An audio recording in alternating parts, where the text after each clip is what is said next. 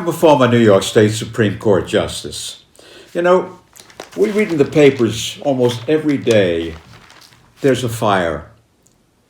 House is burning down, another house is burning down, people are injured, people die. Reminds me about a case, tragic case. Here was a father, mother, they had a 3-year-old child with an upper respiratory infection. The pediatrician said, should get a vaporizer for this youngster. Well, they went out, they got a vaporizer, hooked it up to an outlet.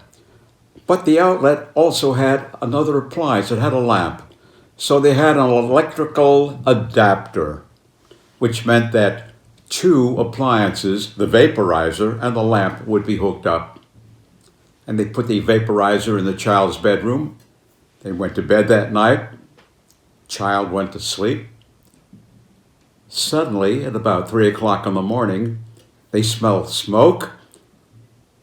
They're in a panic. They go into the baby's room. It's a flame. The father says, you go out, get out of the house, talking to his wife, and she leaves the house quickly. And he runs into the bedroom where the child is. He can't get in there because the flames are coming at him. There's smoke throughout the entire room. He's in a desperate situation. He's getting burned, 2nd degree, 3rd degree burns. He's trying to save his child. Firemen come. When it's all over, unfortunately, the child perishes. And what was the cause of this terrible disaster? This vaporizer. Well, matter was brought to our office. We had the opportunity to look at the vaporizer through one of the world-class experts on the subject, and actually found a slight defect in it. What actually happened was that there was an electrical surge that came through that causes fire with this vaporizer. And of course, the manufacturer took the position, well, they never should have had two appliances in the same outlet.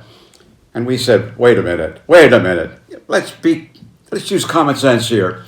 You know, or you should have known, that many people put two items into one outlet. You should have had an instrumentality. You should have had an invention. You should have had a vaporizer that should have accommodated that so that if there was an electrical surge, there would be no fire. Well, we went to trial, and ultimately, after our expert testified, the case was ultimately settled. Of course, this 3-year-old perished. They lost their child. The father had 2nd and 3rd degree burns. But the real tragedy of it all was that this child was gone, and nothing could replace his child.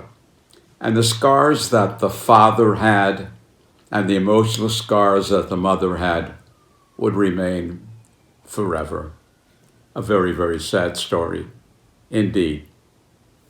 But at least the manufacturer changed its formula and improved its vaporizer, making it far more safer for people to use so that such a tragedy could be avoided in the future. Well, that's the story. And until we meet again, this is the storyteller telling you to please stay safe and keep out of danger. Thank you.